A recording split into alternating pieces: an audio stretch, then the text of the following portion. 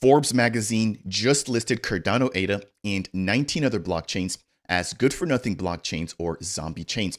Now, that started a lot of FUD. Of course, that's completely inaccurate. Now, I can only speak about Cardano specifically, but as a part of today's video, I want to fight the FUD with facts, but then I want to ask you, why do you think a platform like Forbes would want to list and highlight 20 blockchains out of an ecosystem made up of more than 1,000 different networks?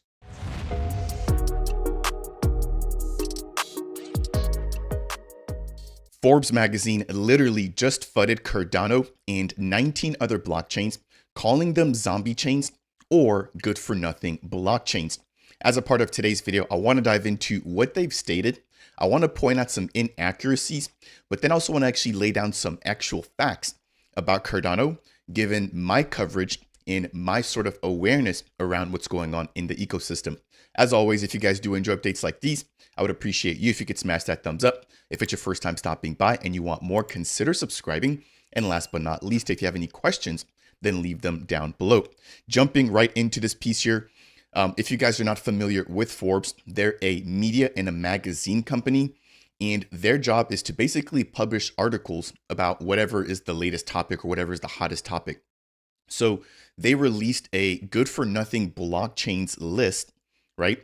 Breaking down 20 blockchains that are quote unquote good for nothing, but it breaks down and it provides a little bit of commentary about why they believe they're actually good for nothing. So I want to read this here. I want to lay down a couple of points, and then I want to turn it over to you to maybe ponder or think about why would they write something like this, and what do they stand to benefit by fudding 20 blockchains that they have basically no reason to talk about, right? And they have no expertise as well to weigh in on. So it states here, good for nothing blockchains. 20 blockchains below command the total market or a total market value of more than $100 billion, despite the fact that they are unproven and have little utility other than for speculative crypto trading. Most have treasuries brimming with millions of dollars, but they answer to neither shareholders nor regulators. Again, I'm just going to start this conversation off by asking you to think. Number one, what makes Forbes qualified to talk about crypto? Again, they're a media and a magazine company. Their job is to gather attention and to gather clicks in any way, shape, or form possible. Now, who's actually paying Forbes to release an article like this? That's a great question. But I also want to highlight a few other things here as well. So the first thing I want to point out here is just for you to read between the lines. So this list has on it XRP, Cardano, Bitcoin Cash, Litecoin, Stellar, Caspa, Arweave, Multiverse X or eGold, a lot of really solid tokens. Now, I can't vouch for all of them. I only focus on Cardano, so I'm only going to talk about that for today's video. But the first thing I want to say is just go ahead and just read between the lines here, right? So we see a lot of really big tokens. In terms of the top 10, XRP and Cardano are the only two tokens that are listed here that fall within the top 10. Now I'm going to jump over to CoinMarketCap very quickly here just to point something out. Of course, you got Bitcoin and Ethereum. They definitely don't dare adding those two to that particular list. However, BNB, Solana, which needs a restart about every 2 weeks, as well as Dogecoin and Toncoin are not listed on that particular list.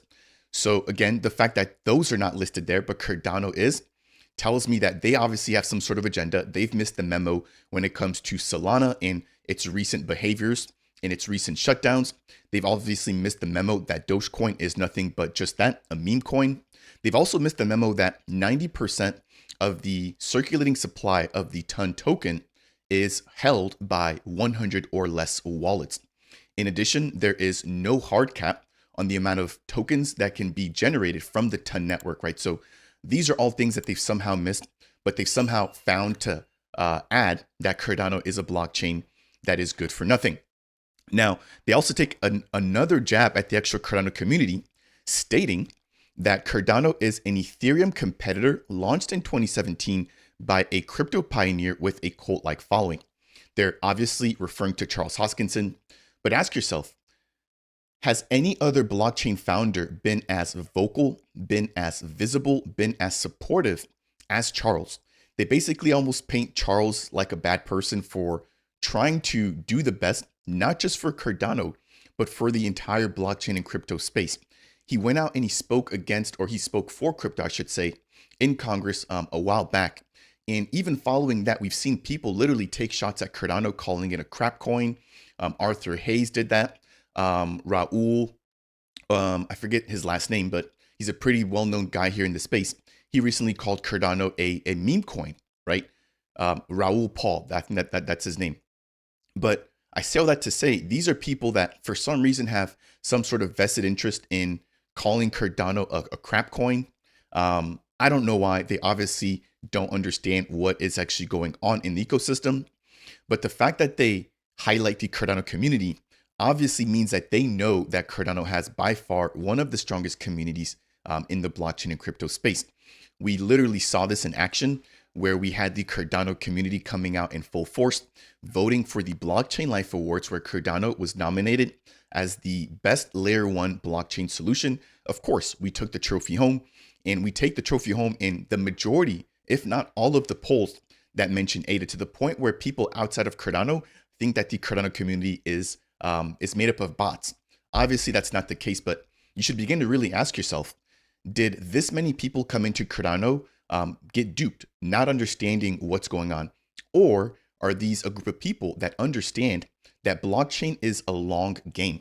It's not a game about who's going to be pumping the most this cycle, but who's actually going to get adopted and who's going to have the best track record moving forward. Again, not to jab at Solana here, but the facts are what they are. They've been down multiple times. Cardano has not. Next to Bitcoin, Cardano is the blockchain that's been up for the most amount of time. We've never had an outage here in the Cardano network. In addition, we have over 2,800 validators, one of the most decentralized blockchains, and we're just literally beginning. Now, I want to highlight another piece here, talking about the fact that the blockchains listed here provide no answers to neither shareholders nor regulators. So, of course, they must have missed the memo when it comes to SIP number 1694, which is literally just about all of that, bringing the power back over into the shareholders' hands, aka ADA token holders. So they're obviously not doing their facts, or they're not doing their due diligence, I should say. They've obviously missed a lot of what's going on, but it's almost like they missed what's going on purpose. Again, if you have an agenda, you're going to figure out a way to get that out there. And again, I'm not sure who's actually paying Forbes, but they obviously feel very strongly about Cardano without having any of the facts correct. Now, that's not all. They also talk about the market cap, which this is accurate. Cardano's market cap was sitting at about $23 billion. This was taken or released back on March 19th, right at around the peak of the recent altcoin rally and the Bitcoin rally. It talks about the number of developers. That's correct, 490. That was released from the Electric Capital report. But then look at this number here. This is the Treasury, which states has $5,800 million.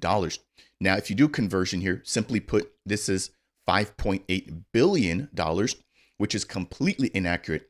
Right now, the Cardano Treasury holds over 1.5 billion ADA. And given the current valuation of the price of ADA in USD value, it's valued at about $700 to $800 million. So completely inaccurate information here. I'm not sure where they got that from. And to back up my claim, if we take a look here at the Cardano Insights website, we can see that we're adding roughly 5 million ADA to the treasury there every single epoch. Now, as of late, we've gathered more than 1.5 billion ADA.